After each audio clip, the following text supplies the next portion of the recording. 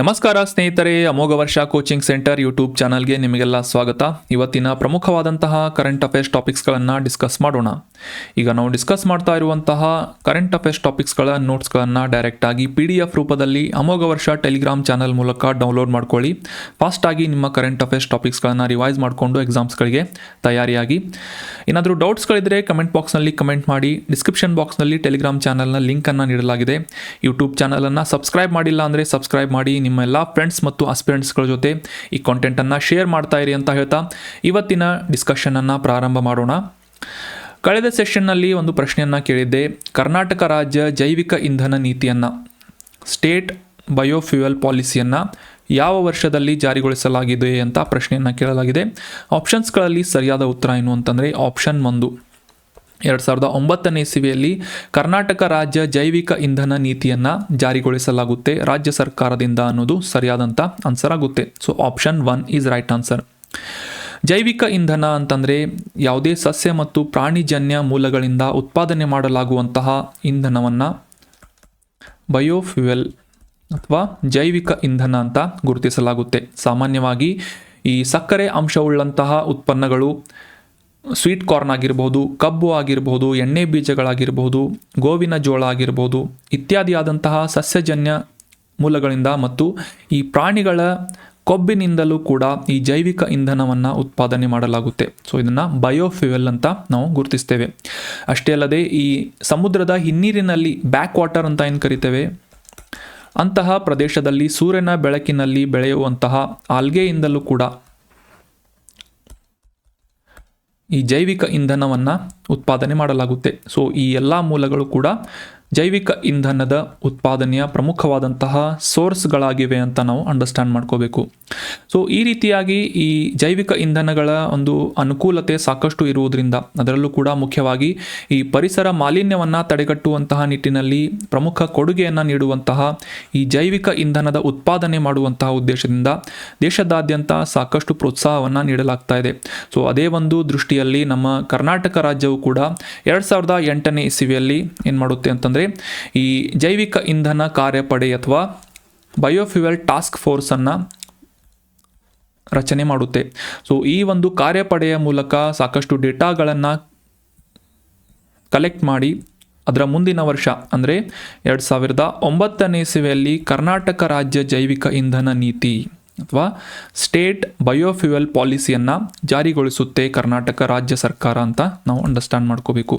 So ಈ ಒಂದು ನೀತಿಯ ಅಡಿಯಲ್ಲಿ ರಾಜ್ಯದಾದ್ಯಂತ ಈ ಜೈವಿಕ ಇಂಧನದ ಉತ್ಪಾದನೆಗೆ ಹೆಚ್ಚಿನ ಪ್ರೋತ್ಸಾಹವನ್ನು ನೀಡುವಂತೆ ಕೆಲವೊಂದಿಷ್ಟು ಕ್ರಮಗಳನ್ನು ಕೈಗೊಳ್ಳಲಾಗ್ತಾ ಇದೆ. ಅದರಲ್ಲೂ ಕೂಡ ಮುಖ್ಯವಾಗಿ ಈ ಎಥೆನಾಲನ್ನು ಉತ್ಪಾದನೆ ಮಾಡುವಂತಹ ನಿಟ್ಟಿನಲ್ಲಿ ಸಾಕಷ್ಟು ಪ್ರೋತ್ಸಾಹಗಳನ್ನು ನೀಡಲಾಗ್ತಾ ಇದೆ ಅಂತ ನಾವು ಡೇ ಟು ಡೇ ನ್ಯೂಸ್ ಪೇಪರ್ನಲ್ಲಿ ಓದ್ತಾ ಇರ್ತೇವೆ. ಸೊ ಆ ಒಂದು ಪ್ರಮುಖ ಜೈವಿಕ ಇಂಧನ ಪಾಲಿಸಿಯನ್ನು 2009ನೇ ಇಸವಿಯಲ್ಲಿ ಜಾರಿಗೊಳಿಸಲಾಗಿದೆ ಅಂತ ಅಂಡರ್ಸ್ಟ್ಯಾಂಡ್ ಮಾಡ್ಕೋಬೇಕು. ಎಕ್ಸಾಮಿನೇಷನ್ ಪರ್ಸ್ಪೆಕ್ಟಿವ್ ಕೂಡ ಸಾಕಷ್ಟು ಇಂಪಾರ್ಟೆಂಟ್ ಆಗುತ್ತೆ. ಆನ್ಸರ್ ಮಾಡಿ ಕಮೆಂಟ್ ಮಾಡಿದಂತಹ ಎಲ್ಲ ಸ್ಟೂಡೆಂಟ್ಸ್ಗಳಿಗೂ ಕೂಡ congratulations and very well done. ಡಿಸ್ಕಷನ್ನಲ್ಲಿ ಇದೇ ರೀತಿಯಾಗಿ ಭಾಗವಹಿಸ್ತಾ ಇರಿ. ಏನಾದರೂ ಡೌಟ್ಸ್ಗಳಿದ್ದರೆ ಕಮೆಂಟ್ ಬಾಕ್ಸ್ನಲ್ಲಿ ಕಮೆಂಟ್ ಮಾಡ್ತಾ ಇರಿ. ನಿಮ್ಮ ಸಜೆಷನ್ಸ್ಗಳಿದ್ರೂ ಕೂಡ ಕಮೆಂಟ್ ಮಾಡಿ ಅಂತ ಹೇಳ್ತಾ ಇವತ್ತಿನ ಪ್ರಶ್ನೆ ಏನು ಅಂತ ನೋಡೋಣ. ಆನ್ಸರ್ ಮಾಡೋಕ್ಕೆ ಟ್ರೈ ಮಾಡಿ. ಕರ್ನಾಟಕದಲ್ಲಿ ಕಾಂಗ್ರೆಸ್ ಆಡಳಿತಾರೂಢವಾದಂತಹ ಸರ್ಕಾರ, ಕರ್ನಾಟಕ ಸರ್ಕಾರ ಈ ಕೆಳಗಿನ ಯಾವ 5 ಪ್ರಮುಖ ಖಾತ್ರಿ ಯೋಜನೆಗಳಲ್ಲಿ ಒಂದನ್ನು ಇನ್ಕ್ಲೂಡ್ ಮಾಡಿಕೊಂಡಿಲ್ಲ ಅಂತ ಪ್ರಶ್ನೆ ಇದೆ. Which of the below is not included in the guarantee scheme of Karnataka, 5 guarantee schemes of Karnataka government ಅಂತ ಪ್ರಶ್ನೆ ಇದೆ. ಆಪ್ಷನ್ಸ್ಗಳಲ್ಲಿ ಅನ್ನಭಾಗ್ಯ, ಮಾಂಗಲ್ಯ ಭಾಗ್ಯ, ಶಕ್ತಿ ಅಥವಾ ಯುವ ನಿಧಿ ಅಂತ ಇದ್ದು, ಸೊ ಈ 4 ಆಪ್ಷನ್ಸ್ಗಳಲ್ಲಿ 5 ಗ್ಯಾರಂಟಿ ಯೋಜನೆಗಳಲ್ಲಿ ಸೇರ್ಪಡೆಗೊಳಿಸಲಾಗದೇ ಇರುವಂತಹ ಒಂದು ಸ್ಕೀಮ್ ಯಾವುದು ಅಂತ ಕಮೆಂಟ್ ಬಾಕ್ಸ್ನಲ್ಲಿ ಕಮೆಂಟ್ ಮಾಡಿ. ನೆಕ್ಸ್ಟ್ ಸೆಷನ್ನಲ್ಲಿ ಈ ಗ್ಯಾರಂಟಿ ಯೋಜನೆಗಳ ಬಗ್ಗೆ ಅಂಡರ್ಸ್ಟ್ಯಾಂಡ್ ಮಾಡ್ಕೋಣ. ನಿಮಗೆಲ್ಲ ಗೊತ್ತಿರುತ್ತೆ ಅಂತ ಅನ್ಕೋತೀನಿ, ಸಾಕಷ್ಟು ಬಾರಿ ನ್ಯೂಸ್ನಲ್ಲಿ ಓದಿರ್ತೀರಿ. ಇನ್ನು ಮುಂದಿನ ಆರ್ಟಿಕಲ್, ಇತ್ತೀಚೆಗೆ ನಾವು ಈ ಕ್ಯಾಸ್ಪಿಯನ್ ಸಮುದ್ರದ ಬಗ್ಗೆ ಡಿಸ್ಕಸ್ ಮಾಡ್ತಾ ಇರುವಾಗ ಈ ಕ್ಯಾಸ್ಪಿಯನ್ ಸಿ ಇದರ ಒಂದು ಕರಾವಳಿಯನ್ನು ಹಂಚಿಕೊಳ್ಳುವಂತಹ ಪ್ರಮುಖ ರಾಷ್ಟ್ರ ಅಜರ್ಬೈಜಾನ್ ಅಂತ ಡಿಸ್ಕಸ್ ಮಾಡಿದ್ವಿ. ಸೊ ಇದೇ ಒಂದು ಅಜರ್ಬೈಜಾನ್ನ ರಾಜಧಾನಿಯಾಗಿರುವಂತಹ ನಗರ ಬಾಕು ಅನ್ನುವ ನಗರದಲ್ಲಿ 2024 United Nation conference of party 29ನೇ ಕಾನ್ಫರೆನ್ಸ್ ಆಫ್ ಪಾರ್ಟಿಯನ್ನು ಆಯೋಜನೆ ಮಾಡಲಾಗಿದೆ. ಅಂದರೆ ಈ ಹವಾಮಾನ ಬದಲಾವಣೆಗೆ ಸಂಬಂಧಪಟ್ಟಂತೆ ಚರ್ಚೆಯನ್ನು ನಡೆಸುವಂತಹ ಒಂದು ನಿರ್ಧಾರಗಳನ್ನು ಕೈಗೊಳ್ಳುವಂತಹ ಒಂದು ಪ್ರಮುಖ ಸಮ್ಮೇಳನ ಅಂತ ನಾವಿದನ್ನ ಅಬ್ಸರ್ವ್ ಮಾಡ್ಬೋದು.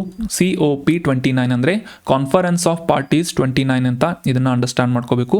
2024 ಈ ಕಾನ್ಫರೆನ್ಸ್ ಆಫ್ ಪಾರ್ಟಿ 29 ಎಲ್ಲಿ ನಡೀತಾ ಇದೆ ಅಂತಂದರೆ ಅಜರ್ಬೈಜಾನ್ ದೇಶದ ಬಾಕು ನಗರದಲ್ಲಿ ನಡೀತಾ ಇದೆ ಅಂತ ನಾವು ಅಂಡರ್ಸ್ಟ್ಯಾಂಡ್ ಮಾಡ್ಕೋಬೇಕು. ಸೊ ಇದೇ ಒಂದು ಸಂದರ್ಭದಲ್ಲಿ ವರ್ಲ್ಡ್ ಮೆಟ್ರಾಲಜಿಕಲ್ ಆರ್ಗನೈಸೇಷನ್ ಅಥವಾ ವಿಶ್ವ ಹವಾಮಾನ ಸಂಸ್ಥೆಯ ಮೂಲಕ ಹವಾಮಾನ ಸ್ಥಿತಿ ವರದಿ ಅಂತ 2024 ಈ ಒಂದು ರಿಪೋರ್ಟನ್ನು ಪಬ್ಲಿಷ್ ಮಾಡಲಾಗಿದೆ. ಸ್ಟೇಟ್ ಆಫ್ ಕ್ಲೈಮೇಟ್ ರಿಪೋರ್ಟ್ ಅಂತ ಈ ಒಂದು ವರದಿಯನ್ನು ವಿಶ್ವ ಹವಾಮಾನ ಸಂಸ್ಥೆಯ ಮೂಲಕ ಬಿಡುಗಡೆ ಮಾಡಲಾಗಿದೆ. ಇದರಲ್ಲಿ ಮುಖ್ಯವಾಗಿ ಜಾಗತಿಕವಾಗಿ 2024 ವರ್ಷ ಏನಿದೆ ಅತ್ಯಂತ ಹೆಚ್ಚಿನ ಒಂದು ಉಷ್ಣಾಂಶತೆಯನ್ನು ಹೊಂದಿದ್ದು ಹವಾಮಾನ ಬದಲಾವಣೆ ಸಾಕಷ್ಟು ವೇಗವಾಗಿ ನಡೀತಾ ಇರುವಂತಹ ಒಂದು ವಿದ್ಯಮಾನವಾಗಿದೆ ಅಂತ ಸಾಕಷ್ಟು ಎಚ್ಚರಿಕೆಯನ್ನು ಕೂಡ ಇದೇ ಒಂದು ರಿಪೋರ್ಟ್ನಲ್ಲಿ ಹೈಲೈಟ್ ಮಾಡಲಾಗಿದೆ ಅಂತ ನಾವು ಅಂಡರ್ಸ್ಟ್ಯಾಂಡ್ ಮಾಡ್ಕೋಬೇಕು. ಸೊ ನೆನ್ಪಿಟ್ಕೊಳ್ಳಿ, ಹವಾಮಾನ ಸ್ಥಿತಿ 2024 ಇದು ಈ ಒಂದು ರಿಪೋರ್ಟನ್ನು ಪಬ್ಲಿಷ್ ಮಾಡುವಂತಹ ಸಂಸ್ಥೆ ಯಾವುದು ಅಂತಂದರೆ ವರ್ಲ್ಡ್ ಮೆಟ್ರಾಲಜಿಕಲ್ ಆರ್ಗನೈಸೇಷನ್ ಅಥವಾ ವಿಶ್ವ ಹವಾಮಾನ ಸಂಸ್ಥೆ. ನೋಟ್ ಮಾಡಿ ಇಟ್ಕೊಳ್ಳಿ. ಇನ್ನು ಈ 2024 ಹವಾಮಾನ ಸ್ಥಿತಿ ವರದಿಯ ಬಗ್ಗೆ ಅಂಡರ್ಸ್ಟ್ಯಾಂಡ್ ಮಾಡ್ಕೊಳ್ಳೋದಾದರೆ ಇದರಲ್ಲಿ ಮುಖ್ಯವಾಗಿ ಈ 2024 ವರ್ಷ ಅತ್ಯಂತ ಬೆಚ್ಚಗಿನ ವರ್ಷ ಅಂದರೆ ಹೆಚ್ಚು ಉಷ್ಣಾಂಶತೆಯನ್ನು ಹೊಂದಿದ್ದಂತಹ ವರ್ಷ ಅಂತ ಈ ಒಂದು ವರ್ಷವನ್ನು ಹೈಲೈಟ್ ಮಾಡಲಾಗಿದೆ. ಅಷ್ಟೇ ಅಲ್ಲದೆ ಈ ಹಸಿರು ಮನೆ ಪರಿಣಾಮಕ್ಕೆ ಕಾರಣವಾಗುವಂತಹ ಅನಿಲದ ಹೊರಸೂಸುವಿಕೆಯ ಪ್ರಮಾಣ ಕೂಡ 2024 ವರ್ಷದಲ್ಲಿ ಹೆಚ್ಚಾಗಿದೆ. ಅದೇ ರೀತಿಯಾಗಿ ಈ ಪೆಸಿಫಿಕ್ ಮಹಾಸಾಗರದ ಪೂರ್ವ ಮತ್ತು ಪಶ್ಚಿಮ ಭಾಗದಲ್ಲಿ ಸಾಕಷ್ಟು ವೈಪರೀತ್ಯಗಳನ್ನು ತಂದೊಡ್ಡುವಂತಹ ಒಂದು ವಿದ್ಯಮಾನ ಎಲ್ ನೀನೋ ಅನ್ನುವ ವಿದ್ಯಮಾನ ಕೂಡ ಸಂಭವಿಸಿರುವುದು ಈ 2024 ಉಷ್ಣಾಂಶತೆ ಹೆಚ್ಚಾಗುವುದಕ್ಕೆ ಕಾರಣವಾಗಿದೆ ಅಂತ ಈ ವಿಶ್ವ ಹವಾಮಾನ ಸಂಸ್ಥೆ ಮೂಲಕ ಹೈಲೈಟ್ ಮಾಡಲಾಗಿದೆ. ಅಷ್ಟೇ ಅಲ್ಲದೆ 2024 ಈ ಒಂದು ಜಾಗತಿಕ ಸರಾಸರಿ ತಾಪಮಾನ ಏನಿದೆ ಪ್ರೀ ಇಂಡಸ್ಟ್ರಿಯಲ್ ಲೆವೆಲ್ಗಿಂತ 1.54 ಡಿಗ್ರಿ ಸೆಲ್ಸಿಯಸ್ಗಿಂತ ಹೆಚ್ಚಾಗಿದೆ ಅಂತ ಗುರುತಿಸಲಾಗುತ್ತೆ. ನೀವೆಲ್ಲ ರೆಗ್ಯುಲರ್ ಆಗಿ ನ್ಯೂಸ್ ಪೇಪರ್ನಲ್ಲಿ ಓದ್ತಾ ಇದ್ದರೆ ಪ್ರೀ ಇಂಡಸ್ಟ್ರಿಯಲ್ ಲೆವೆಲ್ ಟೆಂಪ್ರೇಚರ್ ಅಂತ ಓದ್ತಿರ್ಬೋದು. ಈ ಪ್ರೀ ಇಂಡಸ್ಟ್ರಿಯಲ್ ಲೆವೆಲ್ ಟೆಂಪ್ರೇಚರ್ ಅಂದರೆ ಕೈಗಾರಿಕಾ ಪೂರ್ವದ ತಾಪಮಾನದ ಮಟ್ಟ ಅಂತ ಅಂದರೆ ಏನು ಅಂತ ಸಿಂಪಲ್ ಆಗಿ ಅಂಡರ್ಸ್ಟ್ಯಾಂಡ್ ಮಾಡ್ಕೊಳ್ಳೋದಾದರೆ ಜಾಗತಿಕವಾಗಿ ಅದರಲ್ಲೂ ಮುಖ್ಯವಾಗಿ ಈ ಅಮೆರಿಕ ಮತ್ತು ಐರೋಪ್ಯ ದೇಶಗಳಲ್ಲಿ 19ನೇ ಶತಮಾನವನ್ನು ಅಂದರೆ 1850ರಿಂದ 1900 ಈ ಒಂದು ಕಾಲಾವಧಿಗಿಂತ ಮುಂಚೆ ಅಂದರೆ ಆ ಒಂದು ಸಂದರ್ಭದಲ್ಲಿ ಏನಾಗುತ್ತೆ ಅಂತಂದರೆ ಯುರೋಪ್ ಖಂಡದಲ್ಲಿ ಮತ್ತು ಅಮೆರಿಕಾದಲ್ಲಿ ಕೈಗಾರಿಕಾ ಕ್ರಾಂತಿ ಉಂಟಾಗುತ್ತೆ. ಆ ಕೈಗಾರಿಕಾ ಕ್ರಾಂತಿ ಉಂಟಾಗುವುದಕ್ಕಿಂತ ಮುಂಚೆ ಇದ್ದಂತಹ ಒಂದು ತಾಪಮಾನದ ಮಟ್ಟವನ್ನು ಪ್ರೀ ಇಂಡಸ್ಟ್ರಿಯಲ್ ಲೆವೆಲ್ ಅಂತ ಗುರುತಿಸಲಾಗುತ್ತೆ. ಅಂದರೆ ನಮಗೆಲ್ಲ ಗೊತ್ತಿರುವ ಹಾಗೆ ಈ ಕೈಗಾರಿಕಾ ಕ್ರಾಂತಿ ಅಥವಾ ಇಂಡಸ್ಟ್ರಿಯಲ್ ರೆವಲ್ಯೂಷನ್ ಆದಮೇಲೆ ಸಾಕಷ್ಟು ಹವಾಮಾನದಲ್ಲಿ ಅಥವಾ ಈ ಒಂದು ಜಾಗತಿಕ ತಾಪಮಾನದಲ್ಲಿ ಸಾಕಷ್ಟು ಬದಲಾವಣೆಗಳು ಉಂಟಾದವು ಮತ್ತು ಈ ಪರಿಸರದ ಮಾಲಿನ್ಯ ಹೆಚ್ಚಾಗ್ತಾ ಹೋಯಿತು ಅಂತ ನಾವೆಲ್ಲ ಅಬ್ಸರ್ವ್ ಮಾಡಿದ್ದೇವೆ. ಅದೇ ರೀತಿಯಾಗಿ ಈ ಕೈಗಾರಿಕಾ ಕ್ರಾಂತಿ ಉಂಟಾಗುವುದಕ್ಕಿಂತ ಮುಂಚಿನ ಒಂದು ತಾಪಮಾನವನ್ನು ಅಬ್ಸರ್ವ್ ಮಾಡಿದರೆ ಅದಕ್ಕೆ ಕಂಪ್ಯಾರಿಸನ್ ಆಗಿ 1.5 ಡಿಗ್ರಿ ಸೆಲ್ಸಿಯಸ್ ಉಷ್ಣಾಂಶವನ್ನು ಜಾಗತಿಕ ಸರಾಸರಿಯ ಉಷ್ಣಾಂಶವನ್ನು ಕಾಪಾಡಿಕೊಳ್ಳುವಂತಹ ನಿಟ್ಟಿನಲ್ಲಿ ಯುನೈಟೆಡ್ ನೇಷನ್ನಿಂದ ಒಂದು ಟಾರ್ಗೆಟನ್ನು ಸೆಟ್ ಮಾಡಲಾಗಿದೆ. ಅಂದರೆ ಈ ಪ್ರೀ ಇಂಡಸ್ಟ್ರಿಯಲ್ ಲೆವೆಲ್ ಉಷ್ಣಾಂಶಕ್ಕಿಂತ 1.5 ಡಿಗ್ರಿ ಸೆಲ್ಸಿಯಸ್ ಟೆಂಪ್ರೇಚರ್ ಜಾಗತಿಕವಾಗಿ ಸರಾಸರಿಯಾಗಿ ಆನ್ ಆನ್ ಆ್ಯಾವ್ರೇಜ್ ಇನ್ಕ್ರೀಸ್ ಆಯಿತು ಅಂತ ಇಟ್ಕೊಳ್ಳಿ. ಸೊ ಅಂತಹ ಸಂದರ್ಭದಲ್ಲಿ ಈ ಹವಾಮಾನ ಬದಲಾವಣೆ ಆಗುವಂತಹ ಸಾಧ್ಯತೆ ಮತ್ತು ಈ ಪರಿಸರದಲ್ಲಿ ಸಾಕಷ್ಟು ದೊಡ್ಡ ಪ್ರಮಾಣಗಳಲ್ಲಿ ಜೀವ ಸಂಕುಲಕ್ಕೆ ಅದರಲ್ಲೂ ಮುಖ್ಯವಾಗಿ ಪ್ರಾಣಿ ಸಸ್ಯ ಪ್ರಭೇದಗಳು ಮತ್ತು ಈ ಕಾಡು ಪ್ರಾಣಿಗಳ ಸಂರಕ್ಷಣೆಯಂತಹ ನಿಟ್ಟಿನಲ್ಲಿ ಸಾಕಷ್ಟು ಪರಿಣಾಮವನ್ನು ಬೀರುವಂತಹ ಮತ್ತು ಅವುಗಳ ಜೀವನಕ್ಕೆ ಸಾಕಷ್ಟು ಅಡ್ಡಿಯನ್ನುಂಟು ಮಾಡುವಂತಹ ವಿದ್ಯಮಾನಗಳು ನಡೆಯುವಂತಹ ಸಾಧ್ಯತೆ ಇದೆ ಅಂತ ಈ ಒಂದು 1.5 degree Celsius pre industrial level ಟೆಂಪ್ರೇಚರನ್ನು ಗುರುತಿಸಲಾಗುತ್ತೆ ಅಂತ ನಾವು ಸಿಂಪಲ್ಲಾಗಿ ಅಂಡರ್ಸ್ಟ್ಯಾಂಡ್ ಮಾಡ್ಕೋಬೇಕು. ಸೊ ಇನ್ ದ್ಯಾಟ್ ಕಾಂಟೆಕ್ಸ್ಟ್ ಈ ಕೈಗಾರಿಕಾ ಪೂರ್ವದ 1.5 ಡಿಗ್ರಿ ಸೆಲ್ಸಿಯಸ್ಗಿಂತ ಜಾಸ್ತಿ ಆಗಿದೆ. ಅಂದರೆ 1.54 ಡಿಗ್ರಿ ಸೆಲ್ಸಿಯಸ್ನಷ್ಟು ಸರಾಸರಿ ಜಾಗತಿಕ ತಾಪಮಾನ ಹೆಚ್ಚಳವಾಗಿದೆ ಅಂತ ಈ ಒಂದು ಮಾಹಿತಿಯನ್ನು ವಿಶ್ವ ಹವಾಮಾನ ಸಂಸ್ಥೆಯ ಮೂಲಕ ಪಬ್ಲಿಷ್ ಮಾಡಲಾಗಿದೆ. ಸೊ ಅದೇ ರೀತಿಯಾಗಿ ಈ ಕಳೆದ ಒಂದು ದಶಕ ಅಂದರೆ 2015ರಿಂದ 2024 ಒಂದು ಮಾಹಿತಿಯ ಪ್ರಕಾರ, ಒಂದು ದಶಕದ ಪ್ರಕಾರ ಅತ್ಯಂತ ಹೆಚ್ಚು ಉಷ್ಣತೆಯನ್ನು ಹೊಂದಿದಂತಹ ದಶಕವಾಗಿದೆ ಅಂತ ಗುರುತಿಸಲಾಗಿದೆ ವರ್ಲ್ಡ್ ಮೆಟ್ರಾಲಜಿಕಲ್ ಆರ್ಗನೈಸೇಷನ್ ಮೂಲಕ. ಇನ್ನು ಈ ಹವಾಮಾನ ಸ್ಥಿತಿ ವರದಿಯಲ್ಲಿ ಇನ್ನಷ್ಟು ಇಂಪಾರ್ಟೆಂಟ್ ಆದಂತಹ ಮಾಹಿತಿಗಳನ್ನು ಹೈಲೈಟ್ ಮಾಡಲಾಗಿದ್ದು, ಜಾಗತಿಕವಾಗಿ ಈ ತಾಪಮಾನ ಏರಿಕೆಗೆ ಕಾರಣವಾಗುವಂತಹ ಈ ಗ್ರೀನ್ ಹೌಸ್ ಗ್ಯಾಸಸ್ಗಳನ್ನು ತಗ್ಗಿಸುವಲ್ಲಿ ಮತ್ತು ಜಾಗತಿಕ ಉಷ್ಣಾಂಶವನ್ನು ಸರಾಸರಿಯಾಗಿ ಕಡಿಮೆ ಮಾಡುವಂತಹ ನಿಟ್ಟಿನಲ್ಲಿ ಸಾಗರಗಳು ಸಾಕಷ್ಟು ಪ್ರಮುಖವಾದಂತಹ ಕಾಂಟ್ರಿಬ್ಯೂಷನನ್ನು ನೀಡುತ್ತೆ. ನಮಗೆಲ್ಲ ಗೊತ್ತಿರುವ ಹಾಗೆ ಜಗತ್ತಿನ 2/3 ಭಾಗ ಕೇವಲ ನೀರಿನಿಂದ ಆವೃತ್ತವಾಗಿರೋದ್ರಿಂದ, ಅಂದರೆ 70% ನೀರಿನಿಂದ ಆವೃತ್ತವಾಗಿರೋದ್ರಿಂದ ಜಾಗತಿಕವಾಗಿ ಈ ಸಾಗರಗಳು ಜಾಗತಿಕ ಉಷ್ಣಾಂಶವನ್ನು ಕಡಿಮೆ ಮಾಡುವಂತಹ ನಿಟ್ಟಿನಲ್ಲಿ ಈ ಹೀಟನ್ನು ಅಬ್ಸಾರ್ಬ್ ಮಾಡಿಕೊಳ್ಳುವಂತಹ ಪ್ರಮುಖ ವಾಟರ್ ಬಾಡಿಗಳಾಗಿ ಕಾರ್ಯವನ್ನು ನಿರ್ವಹಿಸುತ್ತವೆ. ಸೊ ಅಷ್ಟೇ ಅಲ್ಲದೆ ಈ ಕಳೆದ ಒಂದು ದಶಕದಲ್ಲಿ ಏನಾಗಿದೆ ಅಂತಂದರೆ ಅಭೂತಪೂರ್ವ ಸಮುದ್ರದ ಮೇಲ್ಮೈ ತಾಪಮಾನವನ್ನು ಕೂಡ ರೆಕಾರ್ಡ್ ಮಾಡಲಾಗಿದೆ ಅಂತ ಈ ವರ್ಲ್ಡ್ ಮೆಟ್ರಾಲಜಿಕಲ್ ಆರ್ಗನೈಸೇಷನ್ ಮೂಲಕ ಹೈಲೈಟ್ ಮಾಡಲಾಗಿದೆ ಅಂತ ನಾವು ಅಬ್ಸರ್ವ್ ಮಾಡಬೇಕು. ಅಷ್ಟೇ ಅಲ್ಲದೆ ಕಳೆದ 70 ವರ್ಷಗಳಲ್ಲಿ ಈ ಗ್ಲೇಷಿಯರ್ಸ್ಗಳು ಅಂದರೆ ಹಿಮನದಿಗಳು ಕರಗುವುದರ ಮೂಲಕ ಸಮುದ್ರದ ಮಟ್ಟ ಕೂಡ ಪ್ರತಿ ವರ್ಷಕ್ಕೆ ಸುಮಾರು 4.77 ಮಿಲಿಮೀಟರ್ಗಳಷ್ಟು ಹೆಚ್ಚಾಗ್ತಾ ಇದೆ. ಅಂದರೆ ಈ ಸಿ ವಾಟರ್ ಲೆವೆಲ್ ಏನಾಗ್ತಾ ಇದೆ, ಜಾಸ್ತಿ ಆಗ್ತಾ ಇದೆ. ಇದರಿಂದ ಜಾಗತಿಕವಾಗಿ ಈ ಹಿಮನದಿಗಳು ಕರಗುವುದಷ್ಟೇ ಅಲ್ಲದೆ ಈ ದ್ವೀಪ ರಾಷ್ಟ್ರಗಳು ಕೂಡ ಮುಳುಗಿ ಹೋಗುವಂತಹ ಮತ್ತು ಆ ಒಂದು ಸಂಸ್ಕೃತಿ, ಅಲ್ಲಿರುವಂತಹ ವಿಶೇಷ ಸಂಸ್ಕೃತಿ ಸಂಪ್ರದಾಯಗಳು ಕೂಡ ಕಳೆದು ಹೋಗುವಂತಹ ಒಂದು ಪರಿಣಾಮಗಳನ್ನು ಉಂಟು ಮಾಡುವಂತಹ ನಿಟ್ಟಿನಲ್ಲಿ ಜಗತ್ತು ನಡೀತಾ ಇದೆ ಅಂತ ವರ್ಲ್ಡ್ ಮೆಟ್ರಾಲಜಿಕಲ್ ಆರ್ಗನೈಸೇಷನ್ ಮೂಲಕ ಒಂದು ಇನ್ಫಾರ್ಮೇಷನನ್ನು ಹೈಲೈಟ್ ಮಾಡಲಾಗಿದೆ ಈ ಹವಾಮಾನ ಸ್ಥಿತಿ ವರದಿಯಲ್ಲಿ ಅಂತ ನಾವು ಅಬ್ಸರ್ವ್ ಮಾಡಬೇಕು. ಸೊ ಈ ರೀತಿಯಾದಂತಹ ಬದಲಾವಣೆಗಳು ಆಗುವುದರಿಂದ ಜಾಗತಿಕ ತಾಪಮಾನ ಹೆಚ್ಚಾಗುವುದು ಮತ್ತು ಹವಾಮಾನ ಬದಲಾವಣೆಯಾಗುವಂತಹ ಪರಿಣಾಮಗಳು ಉಂಟಾಗುವುದರಿಂದ ಈ ಪರಿಸರ ವ್ಯವಸ್ಥೆ, ಮಾನವ ಸಮಾಜಗಳಿಗೆ ಗಮನಾರ್ಹವಾದಂತಹ ಎಫೆಕ್ಟನ್ನು ಉಂಟು ಮಾಡುವಂತಹ ಸಾಧ್ಯತೆ ಇದೆ ಅಂತ ಈ ಒಂದು ವರದಿಯಲ್ಲಿ ಅಲರ್ಟ್ ಮಾಡಲಾಗಿದೆ, ಎಚ್ಚರಿಕೆಯನ್ನು ನೀಡಲಾಗಿದೆ ಅಂತ ನಾವು ಅಬ್ಸರ್ವ್ ಮಾಡಬೇಕು. ಸೊ ಈ ಪರಿಸರ ಮಾಲಿನ್ಯ ಆಗಿರ್ಬೋದು, ಹವಾಮಾನ ಬದಲಾವಣೆ ಆಗಿರ್ಬೋದು, ಈ ರೀತಿಯಾದಂತಹ ಮೇನ್ಸ್ ರಿಲೇಟೆಡ್ ಪ್ರಶ್ನೆಗಳು ಏನಾದರೂ ಬಂದರೆ ಆ ಸಂದರ್ಭದಲ್ಲಿ 2024 ಈ ವಿಶ್ವ ಹವಾಮಾನ ವರದಿಯ ಅಥವಾ ಹವಾಮಾನ ಸಂಸ್ಥೆಯ ಮೂಲಕ ಪಬ್ಲಿಷ್ ಮಾಡಲಾದಂತಹ 2024 ಹವಾಮಾನ ಸ್ಥಿತಿ ವರದಿಯ ಬಗ್ಗೆ ಮೆನ್ಷನ್ ಮಾಡೋದನ್ನು ಮರಿಬೇಡಿ. ವೆರಿ ಇಂಪಾರ್ಟೆಂಟ್, ನೋಟ್ ಮಾಡಿ ಇಟ್ಕೊಳ್ಳಿ. ಇನ್ನು ಮುಂದಿನ ಆರ್ಟಿಕಲ್ 2021ನೇ ಇಸವಿಯಲ್ಲಿ ಈ ಕರೋನಾ ಮಹಾಮಾರಿ ಉಂಟಾದಂತಹ ಸಂದರ್ಭದಲ್ಲಿ ದೇಶದಾದ್ಯಂತ ಸುಮಾರು ಕೋಟಿ ಜನರಿಗೆ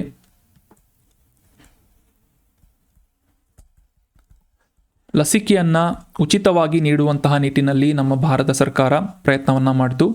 ಅಷ್ಟೇ ಅಲ್ಲದೆ ಜಾಗತಿಕವಾಗಿ ಹಿಂದುಳಿದಂತಹ ಪ್ರಮುಖ ರಾಷ್ಟ್ರಗಳು, ಅದರಲ್ಲೂ ಕೂಡ ಈ ಸೌತ್ ಅಮೇರಿಕಾ ಆಗಿರ್ಬೋದು, ಈ ಆಫ್ರಿಕಾ ಖಂಡ ಆಗಿರ್ಬೋದು, ಅಥವಾ ಈ ಕೆರಿಬಿಯನ್ ರಾಷ್ಟ್ರಗಳಾಗಿರ್ಬೋದು, ಇಂತಹ ಹಿಂದುಳಿದಂತಹ ಮತ್ತು ಅಭಿವೃದ್ಧಿ ಹೊಂದುತ್ತಾ ಇರುವಂತಹ ರಾಷ್ಟ್ರಗಳಿಗೆ ಉಚಿತವಾಗಿ ಅಥವಾ ಕಡಿಮೆ ಮೌಲ್ಯದಲ್ಲಿ ವ್ಯಾಕ್ಸಿನೇಷನ್ಸ್ಗಳನ್ನು ಅಥವಾ ಲಸಿಕೆಗಳನ್ನು ವಿತರಣೆ ಮಾಡುವಂತಹ ನಿಟ್ಟಿನಲ್ಲಿ ನಮ್ಮ ಭಾರತ ಸರ್ಕಾರ ಪ್ರಮುಖ ಕಾಂಟ್ರಿಬ್ಯೂಷನನ್ನು ಮಾಡೋದರ ಮೂಲಕ ಈ ಎಲ್ಲ ದೇಶಗಳಿಗೂ ಕೂಡ ಸಹಾಯ ಮಾಡಿತ್ತು ಅಂತ ನಮಗೆಲ್ಲ ಗೊತ್ತು. ಸೊ ಆ ಒಂದು ಸಹಾಯದ ಕೃತಜ್ಞತೆಯನ್ನು ಸಲ್ಲಿಸುವಂತಹ ನಿಟ್ಟಿನಲ್ಲಿ ಮತ್ತು ಭಾರತ ಮತ್ತು ಈ ಡೊಮಿನಿಕಾ ದೇಶಗಳ ನಡುವೆ ಉತ್ತಮ ಬಾಂಧವ್ಯವನ್ನು ಎಸ್ಟಾಬ್ಲಿಷ್ ಮಾಡುವಂತಹ ನಿಟ್ಟಿನಲ್ಲಿ ಪ್ರಮುಖ ಪಾತ್ರವನ್ನು ವಹಿಸಿದಂತಹ ನಮ್ಮ ಭಾರತದ ಪ್ರಧಾನಮಂತ್ರಿಗಳಾದಂತಹ ನರೇಂದ್ರ ಮೋದಿ ಅವರಿಗೆ ಡೊಮಿನಿಕಾ ದೇಶದ ಅತ್ಯುನ್ನತ ರಾಷ್ಟ್ರೀಯ ಪ್ರಶಸ್ತಿ ಡೊಮಿನಿಕಾ ಅವಾರ್ಡ್ ಆಫ್ ಆನರ್ ಅನ್ನುವ ಪ್ರಶಸ್ತಿಯನ್ನು ವಿತರಣೆ ಮಾಡಲಾಗುವುದು ಅಂತ ಒಂದು ಘೋಷಣೆಯನ್ನು ಮಾಡಲಾಗಿದೆ ಡೊಮಿನಿಕಾ ದೇಶದಿಂದ. ಇಮೇಜ್ನಲ್ಲಿ ಕಾಣ್ತಾ ಇರುವಂಥ ಅವಾರ್ಡನ್ನು ಪ್ರಧಾನಮಂತ್ರಿಯವರಿಗೆ ಈ ಡೊಮಿನಿಕಾ ದೇಶ ವಿತರಣೆ ಮಾಡಲಿದೆ ಅಂತ ನಾವು ಅಬ್ಸರ್ವ್ ಮಾಡಬೇಕು. ಗಯಾನಾದ ಈ ಜಾರ್ಜ್ ಟೌನ್ನಲ್ಲಿ ನವೆಂಬರ್ 19ರಿಂದ 21ರವರೆಗೆ ನಡೆಯುವಂತಹ ಭಾರತ ಕ್ಯಾರಿಕಾಮ್ ಅಂದರೆ ಕ್ಯಾರಿಬಿಯನ್ ಕಮ್ಯುನಿಟಿ ಭಾರತ ಮತ್ತು ಕ್ಯಾರಿಕಾಮ್ ಶೃಂಗಸಭೆಯಲ್ಲಿ ಭಾಗವಹಿಸುವಂತಹ ಪ್ರಧಾನಮಂತ್ರಿಯವರಿಗೆ ಈ ಡೊಮಿನಿಕನ್ ದೇಶದ ಅಧ್ಯಕ್ಷೆಯಾಗಿರುವಂತಹ ಸಿಲ್ವಾನಿ ಬರ್ಟನ್ ಅವರಿಂದ ಪ್ರಧಾನಿ ಮೋದಿ ಅವರಿಗೆ ಈ ಡೊಮಿನಿಕಾ ದೇಶದ ಅತ್ಯುನ್ನತ ರಾಷ್ಟ್ರೀಯ ಪ್ರಶಸ್ತಿಯನ್ನು ವಿತರಣೆ ಮಾಡುವುದಾಗಿ ಘೋಷಣೆಯನ್ನು ಮಾಡಲಾಗಿದೆ ಅಂತ ನಾವು ಅಂಡರ್ಸ್ಟ್ಯಾಂಡ್ ಮಾಡ್ಕೋಬೇಕು. ಸೊ ಇತ್ತೀಚೆಗೆ KS ಪ್ರಿಲಿಮ್ಸ್ ಎಕ್ಸಾಮ್ನಲ್ಲಿ ರಷ್ಯಾದ 2ನೇ ಅತ್ಯುನ್ನತ ಪ್ರಶಸ್ತಿಯನ್ನು ಮೋದಿ ಅವರಿಗೆ ವಿತರಣೆ ಮಾಡಲಾಯಿತು. ಆ ಒಂದು ಪ್ರಶಸ್ತಿಯ ಹೆಸರನ್ನು ನೀಡಿ ಮ್ಯಾಚ್ ದ ಫಾಲೋಯಿಂಗನ್ನು ನೀಡಲಾಗಿತ್ತು. ಸೊ ಎಕ್ಸಾಮ್ನಲ್ಲಿ ಪ್ರಶ್ನೆ ಇದೆ, ರಿವೈಸ್ ಮಾಡ್ಕೊಳ್ಳಿ. ಕ್ವಶನ್ ಪೇಪರನ್ನು ನೋಡಿಲ್ಲ ಅಂತಂದರೆ ನೋಡ್ಕೊಳ್ಳಿ. ಅದೇ ರೀತಿಯಾಗಿ ಇತ್ತೀಚೆಗೆ ಈ ಡೊಮಿನಿಕಾ ದೇಶದ ಅತ್ಯುನ್ನತ ನಾಗರಿಕ ಗೌರವವನ್ನು ಕೂಡ ನಮ್ಮ ಪ್ರಧಾನಮಂತ್ರಿಯವರಿಗೆ ನೀಡಲಾಗ್ತಾ ಇದೆ ಅಂತ ನಾವು ಅಬ್ಸರ್ವ್ ಮಾಡಬೇಕು. 2021 ಫೆಬ್ರವರಿಯಲ್ಲಿ ಕರೋನಾ ಕೇಸಸ್ಗಳು ಹೆಚ್ಚಾದಂತಹ ಸಂದರ್ಭದಲ್ಲಿ ಡೊಮಿನಿಕಾ ದೇಶಕ್ಕೆ ಸುಮಾರು 70,000 ಆಸ್ಟ್ರಾಜೆನೆಕಾ ಲಸಿಕೆಯ ಡೋಸಸ್ಗಳನ್ನು ಕಳಿಸಲಾಗಿತ್ತು. ಇದರ ಮೂಲಕ ಲಸಿಕಾ ಮೈತ್ರಿಯ ಒಂದು ನೀತಿಯ ಅಡಿಯಲ್ಲಿ ಉಚಿತವಾಗಿ ಎಲ್ಲ ಲಸಿಕೆಗಳನ್ನು ಡೊಮಿನಿಕಾ ದೇಶಕ್ಕೆ ವಿತರಣೆ ಮಾಡಲಾಗಿತ್ತು. ಸೊ ಆ ಒಂದು ಸಂದರ್ಭದಲ್ಲಿ ಮಾಡಲಾದಂತಹ ಸಹಾಯವನ್ನು ಸ್ಮರಿಸಿ ಕೃತಜ್ಞತೆಯನ್ನು ನೀಡುವಂತಹ ಉದ್ದೇಶದಿಂದ ಡೊಮಿನಿಕಾ ದೇಶದ ಅತ್ಯುನ್ನತ ಗೌರವವಾದಂತಹ ಡೊಮಿನಿಕಾ ಅವಾರ್ಡ್ ಆಫ್ ಆನರ್ ಪ್ರಶಸ್ತಿಯನ್ನು ನರೇಂದ್ರ ಮೋದಿ ಅವರಿಗೆ ನೀಡಲಿದ್ದಾರೆ ಅಂತ ನಾವು ಅಬ್ಸರ್ವ್ ಮಾಡಬೇಕು. ಇನ್ನು ಈ ಡೊಮಿನಿಕಾ ದೇಶ ನ್ಯೂಸ್ನಲ್ಲಿರುವುದರಿಂದ ಇದಕ್ಕೆ ಸಂಬಂಧಿಸಿದಂತಹ ಕೆಲವೊಂದಿಷ್ಟು ಇಂಪಾರ್ಟೆಂಟ್ ಮಾಹಿತಿಗಳನ್ನು ಅಬ್ಸರ್ವ್ ಮಾಡಬೇಕು. ಅದರಲ್ಲೂ ಕೂಡ ಮ್ಯಾಪಿಂಗ್ ರಿಲೇಟ್ ಆದಂತಹ ಮಾಹಿತಿಗಳನ್ನು ನಮಗೆ ಎಕ್ಸಾಮಿನೇಷನ್ ಪರ್ಸ್ಪೆಕ್ಟಿವ್ ಇಂಪಾರ್ಟೆಂಟ್ ಆಗುತ್ತೆ. ಈ ಅಟ್ಲಾಂಟಿಕ್ ಮಹಾಸಾಗರ ಮತ್ತು ಕ್ಯಾರಿಬಿಯನ್ ಸಮುದ್ರದ ಮಧ್ಯಭಾಗದಲ್ಲಿರುವಂತಹ ಪ್ರಮುಖ ದ್ವೀಪ ರಾಷ್ಟ್ರಗಳಲ್ಲಿ ಡೊಮಿನಿಕಾ ದೇಶ ಕೂಡ ಒಂದಾಗಿದೆ. ಡೊಮಿನಿಕನ್ ರಿಪಬ್ಲಿಕ್ ಅಂತ ಕನ್ಫ್ಯೂಸ್ ಮಾಡ್ಕೋಬೇಡಿ. ಡೊಮಿನಿಕಾ ಬೇರೆ, ಡೊಮಿನಿಕನ್ ರಿಪಬ್ಲಿಕ್ ಬೇರೆ. ನಾವೀಗ ಡಿಸ್ಕಸ್ ಮಾಡ್ತಾ ಇರೋದು ಡೊಮಿನಿಕಾ ಬಗ್ಗೆ. ಇದು ಕೂಡ ಕೆರಿಬಿಯನ್ ಸಮುದ್ರದಲ್ಲಿರುವಂತಹ ಒಂದು ಪ್ರಮುಖ ದ್ವೀಪ ರಾಷ್ಟ್ರವಾಗಿದೆ. ಇದರ ರಾಜಧಾನಿ ಹೆಸರು ರೋಸೆ ಅಂತ. ಕೆಳಗಡೆ ದಕ್ಷಿಣ ಅಮೆರಿಕಾ ಖಂಡವನ್ನು ಅಬ್ಸರ್ವ್ ಮಾಡ್ಬೋದು. ಸೊ ಇದರ ಉತ್ತರ ಭಾಗದಲ್ಲಿ ಕೆರಿಬಿಯನ್ ಸಮುದ್ರದಲ್ಲಿ ಇರುವಂತಹ ಒಂದು ದ್ವೀಪ ರಾಷ್ಟ್ರ ಡೊಮಿನಿಕಾ ಅಂತ ಅಬ್ಸರ್ವ್ ಮಾಡ್ಬೋದು. ಇದರ ರಾಜಧಾನಿ ರೋಸೋ ಅಂತ ನಾವು ಅಬ್ಸರ್ವ್ ಮಾಡ್ಬೋದು. ಅಟ್ಲಾಂಟಿಕ್ ಮಹಾಸಾಗರ ಮತ್ತು ಕೆರಿಬಿಯನ್ ಸಮುದ್ರದ ನಡುವೆ ಇರುವಂತಹ ದ್ವೀಪ ರಾಷ್ಟ್ರ. ಅದೇ ರೀತಿಯಾಗಿ ಇಲ್ಲಿ ಕರೆಕ್ಟಾಗಿ ಅಬ್ಸರ್ವ್ ಮಾಡಿದರೆ ಯುನೈಟೆಡ್ ಸ್ಟೇಟ್ಸ್ ಆಫ್ ಅಮೆರಿಕಾದ ಒಂದು ದ್ವೀಪ ಪೋರ್ಟರಿಕೋನ್ನು ಅಬ್ಸರ್ವ್ ಮಾಡಿ. ಡೊಮಿನಿಕನ್ ರಿಪಬ್ಲಿಕನ್ ಮತ್ತು ಈ ಉಸೇನ್ ಬೋಲ್ಟ್ ನೆನಪಿದ್ರೆ ನಿಮಗೆಲ್ಲ ಜಮೈಕಾ ದೇಶ ದ್ವೀಪ ರಾಷ್ಟ್ರ ನೆನಪಿಟ್ಕೊಳ್ಳಿ. ಅದೇ ರೀತಿಯಾಗಿ ಕ್ಯೂಬಾ. ಸೊ ಈ ರೀತಿಯಾದಂತಹ ಪ್ರಮುಖ ದ್ವೀಪ ರಾಷ್ಟ್ರಗಳಿಂದ ಆವೃತ್ತವಾಗಿರುವಂತಹ ಒಂದು ದ್ವೀಪ ರಾಷ್ಟ್ರ ಡೊಮಿನಿಕಾ ಅಂತ ನಾವಿಲ್ಲಿ ಅಬ್ಸರ್ವ್ ಮಾಡ್ಬೋದು. ಸೊ ಈ ಡೊಮಿನಿಕಾ ದೇಶದ ಅತ್ಯುನ್ನತ ಗೌರವ ಪ್ರಶಸ್ತಿಯನ್ನು ಪ್ರಧಾನಮಂತ್ರಿಯವರಿಗೆ ನೀಡಲಿದ್ದಾರೆ.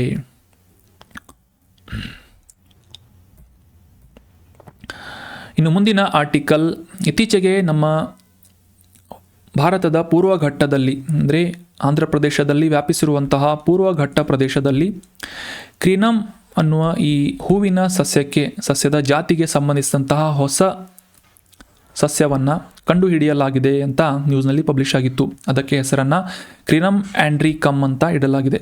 ಕ್ರಿನಮ್ ಆಂಡ್ರಿಕಮ್ ಅನ್ನುವ ಹೂವಿನ ಹೊಸ ಪ್ರಜಾತಿಯನ್ನು ಭಾರತದ ಆಂಧ್ರ ಪ್ರದೇಶ ರಾಜ್ಯದ ಪೂರ್ವಘಟ್ಟದಲ್ಲಿ ಪತ್ತೆ ಹಚ್ಚಲಾಗಿದೆ ಅಂತ ನ್ಯೂಸ್ನಲ್ಲಿ ಪಬ್ಲಿಷ್ ಆಗಿತ್ತು. ಇದು ಕ್ರಿನಮ್ ಅನ್ನುವ ಈ ಇಮೇಜ್ನಲ್ಲಿ ಕಾಣ್ತಾ ಇರುವಂತಹ ಅಲಂಕಾರಿಕ ಪುಷ್ಪ. ನೀವೆಲ್ಲ ಅಬ್ಸರ್ವ್ ಮಾಡಿರ್ಬೋದು, ಗಾರ್ಡನ್ಸ್ಗಳಲ್ಲಿ ಈ ರೀತಿಯಾದಂತಹ ಮೊನಚಾಗಿರುವಂತಹ ಪಕ್ಕಳಿಗಳಿರುವಂತಹ ಹೂವನ್ನು ನೀವೆಲ್ಲ ಅಬ್ಸರ್ವ್ ಮಾಡಿರ್ಬೋದು. ಕ್ರಿನಮ್ ಅನ್ನುವ ಆ ಹೂವು, ಅದರಲ್ಲಿ 16 ಪ್ರಮುಖವಾದಂತಹ ಜಾತಿಗಳಾಗಿವೆ. ಸೊ ಸದ್ಯಕ್ಕೆ ಈ 16ನೇ ಜಾತಿ ಯಾವುದು ಅಂತಂದರೆ ಆಂಧ್ರ ಪ್ರದೇಶದಲ್ಲಿ ಕಂಡುಬಂದಂತಹ ಕ್ರಿನಮ್ ಆಂದ್ರಿಕಮ್ ಅಂತ ಹೆಸರಿನಲ್ಲೇ ಇದೆ. ಆಂದ್ರಿಕಮ್ ಅಂತಂದರೆ ಆಂಧ್ರ ಪ್ರದೇಶದಲ್ಲಿ ಇದನ್ನು ಪತ್ತೆ ಹಚ್ಚಿದ್ದರಿಂದ ಆಂದ್ರಿಕಮ್ ಅಂತ ಹೊಸದಾಗಿ ಇದನ್ನು ಹೆಸರನ್ನು ಇಡಲಾಗಿದೆ. ಮೇಣದಂತೆ ಬಿಳಿ ಬಣ್ಣದ ಹೂಗಳಿಂದ ಕಂಡುಬರುವಂತಹ ಈ ಸಸ್ಯ ಅಮರಿಲ್ಲೇಡೇಸಿ ಅನ್ನುವ ಕುಟುಂಬಕ್ಕೆ ಸೇರಿದಂತಹ ಒಂದು ಪ್ರಮುಖ ಅಲಂಕಾರಿಕ ಪುಷ್ಪದ ಪ್ರಜಾತಿಯಾಗಿದೆ. ಸಾಮಾನ್ಯವಾಗಿ ಏಪ್ರಿಲ್ ಮತ್ತು ಜೂನ್ನ ನಡುವೆ ಅರಳುವಂತಹ ಈ ಹೂವುಗಳನ್ನು ಹೊಂದಿರುವಂತಹ ಸಸ್ಯ ಕ್ರಿನಮ್ ಆಂಡ್ರಿಕಮ್ ಅಂತ ನಾವು ಅಬ್ಸರ್ವ್ ಮಾಡ್ಬೋದು. ಈ ಕ್ರಿನಮ್ ಆಂಡ್ರಿಕಮ್ ಬಗ್ಗೆ ಇತ್ತೀಚೆಗೆ ಪತ್ತೆ ಹಚ್ಚಲಾಗಿದೆ ಆಂಧ್ರ ಪ್ರದೇಶದಲ್ಲಿ ಅಂತ ನಾವು ಅಂಡರ್ಸ್ಟ್ಯಾಂಡ್ ಮಾಡ್ಕೊಂಡ್ವಿ. ಸೊ ಈ ಅಪರೂಪದ ಈ ಕ್ರಿನಮ್ ಆಂಡ್ರಿಕಮ್ ಅನ್ನುವ ಸಸ್ಯ, ಇದರ ಬಗ್ಗೆ ಸಾಕಷ್ಟು ಮಾಹಿತಿಗಳು ಇಲ್ಲದೆ ಇರುವುದರಿಂದ ಮತ್ತು ಈ ಸಸ್ಯಕ್ಕೆ ಪರಿಸರದ ಕೆಲವೊಂದಿಷ್ಟು ಇನ್ವೇಸಿವ್ ಸ್ಪಿಸೀಸ್ ಆಗಿರ್ಬೋದು, ಅಂದರೆ ಈ ಆಕ್ರಮಣಕಾರಿಯಾದಂತಹ ಇತರ ಪ್ರಜಾತಿಗಳ ಸಸ್ಯಗಳಾಗಿರ್ಬೋದು, ಈ ರೀತಿಯಾದಂತಹ ಪ್ರಮುಖ ತೊಂದರೆಗಳನ್ನು ಅನುಭವಿಸ್ತಾ ಇರುವಂತಹ ಈ ಕ್ರಿನಮ್ ಆಂಡ್ರಿಕಮ್ ಇತ್ತೀಚೆಗೆ ಪತ್ತೆ ಹಚ್ಚಲಾಗಿದೆ. ಇದರ ಬಗ್ಗೆ ಹೆಚ್ಚಾಗಿ ಮಾಹಿತಿ ಇಲ್ಲದೇ ಇರುವುದರಿಂದ International Union for Conservation of Nature IUCN red data ಲಿಸ್ಟ್ನಲ್ಲಿ ಡೇಟಾ ಕೊರತೆ ಅಥವಾ ಡೇಟಾ ಡೆಫಿಷಿಯನ್ಸಿ ಅನ್ನುವ ಕ್ಯಾಟಗರಿಯಲ್ಲಿ ಕ್ರಿನಮ್ ಆಂಡ್ರಿಕಮ್ ಅನ್ನು ಇರಿಸಲಾಗಿದೆ ಅಂತ ನಾವು ಅಬ್ಸರ್ವ್ ಮಾಡ್ಬೋದು. ಸೊ ಅಂದರೆ ಇದು ಕೂಡ ಒಂದು ಅಳಿವಿನಂಚಿನಲ್ಲಿರುವಂತಹ ಪ್ರಭೇದದ ಸಸ್ಯವಾಗಿದ್ದು, ಇತ್ತೀಚೆಗೆ ಮೊದಲ ಬಾರಿಗೆ ಆಂಧ್ರ ಪ್ರದೇಶದಲ್ಲಿ ಪೂರ್ವ ಘಟ್ಟಗಳಲ್ಲಿ ಕ್ರಿನಮ್ ಆಂಡ್ರಿಕಮ್ ಅನ್ನು ಪತ್ತೆ ಹಚ್ಚಲಾಗಿದೆ ಅಂತ ನಾವು ಅಬ್ಸರ್ವ್ ಮಾಡ್ಬೋದು. ಇನ್ನು ಮುಂದಿನ ಆರ್ಟಿಕಲ್, ಇತ್ತೀಚೆಗೆ 2024ರ ಬುಕರ್ ಪ್ರಶಸ್ತಿಯನ್ನು ವಿತರಣೆ ಮಾಡಲಾಗಿದೆ. ಬ್ರಿಟಿಷ್ ಲೇಖಕಿಯಾಗಿರುವಂತಹ ಇಮೇಜ್ನಲ್ಲಿ ಕಾಣ್ತಾ ಇರುವಂತಹ ಸಮಂತಾ ಹಾರ್ವೆ ಅವರು ಬರೆದಂತಹ ಒಂದು ಕಾಲ್ಪನಿಕ ಕಾದಂಬರಿ ಆರ್ಬಿಟಲ್ ಅನ್ನುವ ಈ ಪುಸ್ತಕಕ್ಕೆ ಅಥವಾ ಕಾದಂಬರಿಗೆ 2024ರ ಬುಕರ್ ಪ್ರಶಸ್ತಿಯನ್ನು ನೀಡಲಾಗಿದೆ ಅಂತ ನಾವು ಅಬ್ಸರ್ವ್ ಮಾಡಬೇಕು. ಮುಖ್ಯವಾಗಿ ಈ ಆರ್ಬಿಟಲ್ ಅನ್ನುವ ಕಾದಂಬರಿಯಲ್ಲಿ ಅಂತಾರಾಷ್ಟ್ರೀಯ ಬಾಹ್ಯಾಕಾಶ ನಿಲ್ದಾಣ, ನಿಮಗೆಲ್ಲ ನೆನಪಿದ್ರೆ ರೀಸೆಂಟಾಗಿ ನಾವು ಇಂಟರ್ನ್ಯಾಷನಲ್ ಸ್ಪೇಸ್ ಸ್ಟೇಷನ್ ಬಗ್ಗೆ ಡಿಸ್ಕಸ್ ಮಾಡಿದ್ವಿ. ಸೊ ಈ ಇಂಟರ್ನ್ಯಾಷನಲ್ ಸ್ಪೇಸ್ ಸ್ಟೇಷನ್ನಲ್ಲಿ ನಡೆಯುವಂತಹ ಒಂದು ಪ್ರಮುಖ ಘಟನೆಯನ್ನು ಆಧಾರವಾಗಿಟ್ಕೊಂಡು, ಅಂದರೆ ಇದು ಕಾಲ್ಪನಿಕ ಅಂದರೆ ಫಿಕ್ಷನಲ್ ಜಾನರ್ನಲ್ಲಿ ಇಂಟರ್ನ್ಯಾಷನಲ್ ಸ್ಪೇಸ್ ಸ್ಟೇಷನ್ನಲ್ಲಿ ನಡೆಯುವಂತಹ ಒಂದು ಕಾಲ್ಪನಿಕ ಕಥೆಯನ್ನು ಆಧರಿಸಿ ಬರೆದಂತಹ ಸಣ್ಣ ಮೋಡಿ ಮಾಡುವಂತಹ ಈ ಒಂದು ಸುಂದರವಾದಂತಹ ಕಥೆಗೆ, ಆರ್ಬಿಟಲ್ ಅನ್ನುವ ಕಥೆಗೆ ಬುಕರ್ ಪ್ರಶಸ್ತಿಯನ್ನು ನೀಡಲಾಗಿದೆ. ಇದನ್ನು ಬರೆದಂತಹ ಬ್ರಿಟಿಷ್ ಲೇಖಕಿ ಸಮಂತಾ ಹಾರ್ವೆ ಅಂತ ಅನ್ನೋದು ಇಂಪಾರ್ಟೆಂಟ್ ಆದಂಥ ಮಾಹಿತಿ ಆಗುತ್ತೆ. ಎಕ್ಸಾಮಿನೇಷನ್ ಪಾಯಿಂಟ್ ಆಫ್ ವ್ಯೂ ಸಾಕಷ್ಟು ಇಂಪಾರ್ಟೆಂಟ್ ಆಗುತ್ತೆ. ಇನ್ನು ಈ ಬುಕರ್ ಪ್ರಶಸ್ತಿಯನ್ನು ವಿತರಣೆ ಮಾಡುವಂತಹ ಬುಕರ್ ಪ್ರಶಸ್ತಿಯ ಈ ಸಂಸ್ಥೆಯ ಬಗ್ಗೆ ಕೆಲವೊಂದಿಷ್ಟು ಮಾಹಿತಿಯನ್ನು ಅಂಡರ್ಸ್ಟ್ಯಾಂಡ್ ಮಾಡ್ಕೊಳ್ಳೋದಾದರೆ, 1969ನೇ ಇಸವಿಯಲ್ಲಿ ಈ ಬುಕರ್ ಪ್ರಶಸ್ತಿಗಳನ್ನು ಮುಖ್ಯವಾಗಿ ಆ ಒಂದು ವರ್ಷದಲ್ಲಿ, ಆ ಪ್ರಚಲಿತ ವರ್ಷದಲ್ಲಿ ಪಬ್ಲಿಷ್ ಮಾಡಲಾದಂತಹ ಇಂಗ್ಲೀಷ್ನಲ್ಲಿ ಪ್ರಕಟಿಸಲಾದಂತಹ ಪುಸ್ತಕಕ್ಕೆ, ಅದರಲ್ಲೂ ಮುಖ್ಯವಾಗಿ ಕಾಲ್ಪನಿಕ ಜಾನರ್ಗೆ ಸಂಬಂಧಿಸಿದಂತೆ, ಫಿಕ್ಷನಲ್ ಜಾನರ್ಗೆ ಸಂಬಂಧಿಸಿದಂತೆ ಅತ್ಯುತ್ತಮ ಕಾದಂಬರಿಯನ್ನು ಗುರುತಿಸಿ ಈ ಬುಕರ್ ಪ್ರಶಸ್ತಿಯನ್ನು ವಿತರಣೆ ಮಾಡಲಾಗುತ್ತೆ. ಎಕ್ಸ್ಟ್ರಾರ್ಡಿನರಿ ಕೃತಿಯನ್ನು ಆರಿಸಿ ಕಾದಂಬರಿಗಳ ಈ ಒಂದು ಕ್ಯಾಟಗರಿಯಲ್ಲಿ ವಿತರಣೆ ಮಾಡಲಾಗುವಂತಹ ಪ್ರಶಸ್ತಿ ಬುಕರ್ ಪ್ರಶಸ್ತಿ ಅಂತ ನಾವು ಅಬ್ಸರ್ವ್ ಮಾಡಬೇಕು. ಮುಖ್ಯವಾಗಿ ಆ ಒಂದು ಪ್ರಚಲಿತ ವರ್ಷದಲ್ಲಿ ಅಂದರೆ ಈಗ ಸದ್ಯಕ್ಕೆ 2024 ಪ್ರಚಲಿತ ವರ್ಷದಲ್ಲಿ ಯುನೈಟೆಡ್ ಕಿಂಗ್ಡಮ್ ಮತ್ತು ಐರ್ಲ್ಯಾಂಡ್ ದೇಶಗಳಲ್ಲಿ ಪಬ್ಲಿಷ್ ಮಾಡಲಾಗುವಂತಹ ಇಂಗ್ಲೀಷ್ನಲ್ಲಿ ಪ್ರಕಟಿಸಲಾದಂತಹ ಪುಸ್ತಕಗಳಿಗೆ ಅಥವಾ ಕಾದಂಬರಿಗಳಿಗೆ ಬುಕರ್ ಪ್ರಶಸ್ತಿಯನ್ನು ನೀಡಲಾಗುತ್ತೆ. ವಿಜೇತರಿಗೆ 50,000 ಪೌಂಡ್ಗಳಷ್ಟು ಅವಾರ್ಡ್ ಮನಿಯನ್ನು ಮತ್ತು ಶಾರ್ಟ್ ಲಿಸ್ಟ್ ಮಾಡಲಾದಂತಹ ಪ್ರಮುಖ ಲೇಖಕರ ಕಾದಂಬರಿಗಳಿಗೆ 2,500 ಪೌಂಡ್ಸ್ಗಳ ಬಹುಮಾನವನ್ನು ನೀಡಲಾಗುತ್ತೆ ಅಂತ ನಾವಿಲ್ಲಿ ಅಬ್ಸರ್ವ್ ಮಾಡಬೇಕು. 2002ನೇ ಇಸವಿಯಲ್ಲಿ ಈ ಬುಕರ್ ಪ್ರೈಸ್ ಫೌಂಡೇಶನನ್ನು ಅಂದರೆ 1969ರಲ್ಲಿ ಮೊದಲ ಬಾರಿಗೆ ನೀಡಲಾಗಿತ್ತು. ಅದಾದ ನಂತರ 2002ನೇ ಇಸವಿಯಲ್ಲಿ ಮೊದಲ ಬಾರಿಗೆ ಈ ಬುಕರ್ ಪ್ರೈಸ್ ಫೌಂಡೇಶನನ್ನು ರಿಜಿಸ್ಟರ್ ಮಾಡಲಾಗುತ್ತೆ.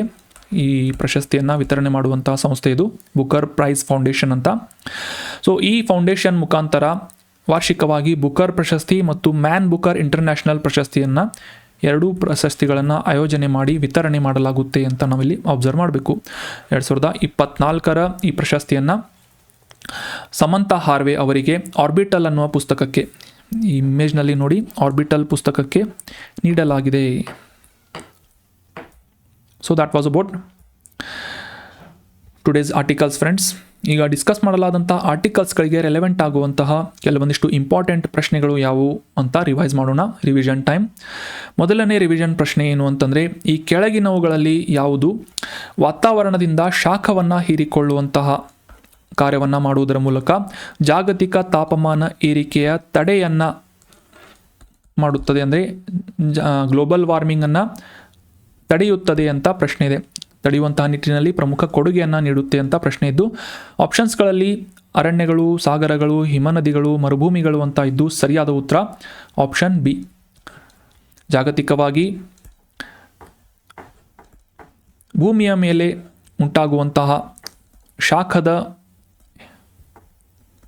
ಪ್ರಮಾಣವನ್ನು ಹೀರಿಕೊಳ್ಳುವುದರಲ್ಲಿ ಪ್ರಮುಖ ಪಾತ್ರವನ್ನು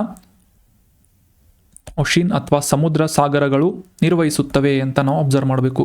ಸೊ ಇದರ ಮೂಲಕ ಜಾಗತಿಕ ತಾಪಮಾನವನ್ನು ಸಮತೋಲನ ಮಾಡುವಂತಹ ನಿಟ್ಟಿನಲ್ಲಿ ಪ್ರಮುಖ ಕೊಡುಗೆಯನ್ನು ಈ ಸಾಗರಗಳು ನೀಡುತ್ತವೆ ಅಂತ ನಾವು ಸಿಂಪಲ್ ಆಗಿ ಅಂಡರ್ಸ್ಟ್ಯಾಂಡ್ ಮಾಡ್ಕೋಬಹುದು.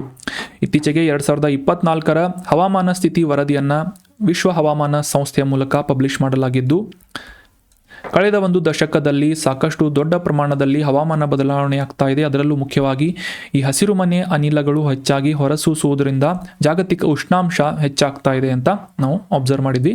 ಈ ಒಂದು ಮಾಹಿತಿಯನ್ನು ಹವಾಮಾನ ಸ್ಥಿತಿ ವರದಿಯಲ್ಲಿ ಪಬ್ಲಿಷ್ ಮಾಡಲಾಗಿದೆ.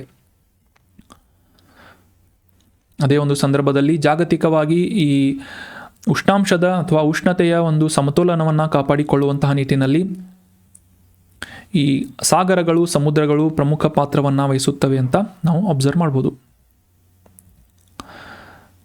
ಮುಂದಿನ ರಿವಿಷನ್ ಪ್ರಶ್ನೆ, ಕ್ರಿನಮ್ ಆಂಡ್ರಿಕಮ್ ಅನ್ನುವ ಈ ಹೂವಿನ ಹೊಸ ಜಾತಿಯನ್ನು ಇತ್ತೀಚೆಗೆ ಎಲ್ಲಿ ಕಂಡುಹಿಡಿಯಲಾಗಿದೆ ಅಂತ ಪ್ರಶ್ನೆ ಇದೆ. ಆಪ್ಷನ್ಸ್ಗಳಲ್ಲಿ ಸರಿಯಾದ ಉತ್ತರ ಆಪ್ಷನ್ ಬಿ, ಆಂಧ್ರ ಪ್ರದೇಶದಲ್ಲಿ ವ್ಯಾಪಿಸಿರುವಂತಹ ಪೂರ್ವ ಘಟ್ಟಗಳಲ್ಲಿ ಈ ಕ್ರಿನಮ್ ಜಾತಿಯ ಒಂದು ಹೂವಿನ ಸಸ್ಯ, ಅದರ ಹೆಸರು ಕ್ರಿನಮ್ ಆಂಡ್ರಿಕಮ್ ಅಂತ ಇಡಲಾಗಿದೆ. ಹೆಸರಿನಲ್ಲೇ ಇದೆ, ಆಂಡ್ರಿಕಮ್ ಅಂತಂದರೆ ಆಂಧ್ರ ಪ್ರದೇಶ ಅಂತ. ಸೊ ಈ ಹೊಸ ಜಾತಿಯ ಸಸ್ಯವನ್ನು ಪತ್ತೆ ಹಚ್ಚಲಾಗಿದ್ದು ಇದರ ಬಗ್ಗೆ ನ್ಯೂಸ್ನಲ್ಲಿ ಬಂದಿತ್ತು. ಸೊ ಆಂಧ್ರ ಪ್ರದೇಶದ ಪೂರ್ವ ಘಟ್ಟಗಳು ಈಸ್ ರೈಟ್ ಆನ್ಸರ್. ಆಂಧ್ರ ಪ್ರದೇಶದ ಪೂರ್ವ ಘಟ್ಟಗಳಲ್ಲಿ ಕ್ರಿನಮ್ ಆಂಡ್ರಿಕಮ್ ಈ ರೀತಿಯಾದಂತಹ ಅಲಂಕಾರಿಕ ಪುಷ್ಪವನ್ನು ನೀವೆಲ್ಲ ಅಬ್ಸರ್ವ್ ಮಾಡಿರ್ಬೋದು. ಮೊನಚಾದಂತಹ ಬಿಳಿ ಬಣ್ಣದ ಎಲೆಯ ಪಕಳಿಗಳನ್ನು ಇರುವಂತಹ ದಳಗಳು ಇರುವಂತಹ ಒಂದು ಸಸ್ಯ ಇದು. ಸೊ ಇದು ಈ ಕ್ರಿನಮ್ ಜಾತಿಯ 16ನೇ ಹೊಸ ಸಸ್ಯವಾಗಿ ಪತ್ತೆ ಹಚ್ಚಲಾಗಿದೆ. ಇದರ ಬಗ್ಗೆ ಸಾಕಷ್ಟು ಮಾಹಿತಿಗಳು ಇಲ್ಲದೆ ಇರುವುದರಿಂದ IUCN ಕೆಂಪು ಪಟ್ಟಿಯಲ್ಲಿ ಇದರ ಡೇಟಾ ಡೆಫಿಷಿಯನ್ಸಿ ಅನ್ನುವ ಕ್ಯಾಟಗರಿಯಲ್ಲಿ ಈ ಕ್ರಿನಮ್ ಆಂಡ್ರಿಕಮ್ ಅನ್ನು ಇರಿಸಲಾಗಿದೆ ಅಂತ ನಾವು ಅಬ್ಸರ್ವ್ ಮಾಡ್ಬೋದು. ಮುಂದಿನ ರಿವಿಷನ್ ಪ್ರಶ್ನೆ, 2024ರ ಬುಕರ್ ಪ್ರಶಸ್ತಿಯನ್ನು ಕಾದಂಬರಿಗಳ ಕ್ಯಾಟಗರಿಯಲ್ಲಿ ಯಾರು ಪಡೆದುಕೊಂಡಿದ್ದಾರೆ ಅಂತ ಪ್ರಶ್ನೆ ಇದ್ದು, ಆಪ್ಷನ್ಸ್ಗಳಲ್ಲಿ ಸರಿಯಾದ ಉತ್ತರ ಬ್ರಿಟನ್ನಿನ ಲೇಖಕಿ ಸಮಂತಾ ಹಾರ್ವೆ ಅವರಿಗೆ ಈ 2024ರ ಬುಕರ್ ಪ್ರಶಸ್ತಿಯನ್ನು ವಿತರಣೆ ಮಾಡಲಾಗಿದೆ ಅನ್ನೋದು ಸರಿಯಾದಂಥ ಆನ್ಸರ್ ಆಗುತ್ತೆ. ಇವರು ಬರೆದಂತಹ ಒಂದು ಕಾಲ್ಪನಿಕ ಕಾದಂಬರಿ ಆರ್ಬಿಟಲ್ ಅನ್ನುವ ಈ ಕಾದಂಬರಿಗೆ ಬುಕರ್ ಪ್ರಶಸ್ತಿಯನ್ನು ವಿತರಣೆ ಮಾಡಲಾಗಿದೆ. So that was all about today's discussion friends. Discussion ಹೇಗೆ ಅನ್ನಿಸ್ತಾ ಇದೆ ಅಂತ ಕಮೆಂಟ್ ಬಾಕ್ಸ್ನಲ್ಲಿ ಕಮೆಂಟ್ ಮಾಡಿ. ನಿಮಗೆ ಈವ್ನಿಂಗಲ್ಲಿ ವಿಡಿಯೋ ಬೇಕು ಅಥವಾ ಮಾರ್ನಿಂಗ್ನಲ್ಲಿ ವಿಡಿಯೋ ಬೇಕು ಅಂತ ಕೂಡ ಕ್ಲಿಯರಾಗಿ ಕಮೆಂಟ್ ಮಾಡಿ. ಏನಾದರೂ ಡೌಟ್ಸ್ಗಳಿದ್ರೂ ಕೂಡ ಕಮೆಂಟ್ ಮಾಡಿ. Thank you so much for joining the discussion. ನೋಟ್ಸ್ಗಳನ್ನು ಟೆಲಿಗ್ರಾಮ್ ಚಾನಲ್ ಮೂಲಕ ಡೌನ್ಲೋಡ್ ಮಾಡ್ಕೊಳ್ಳಿ. Have a nice day.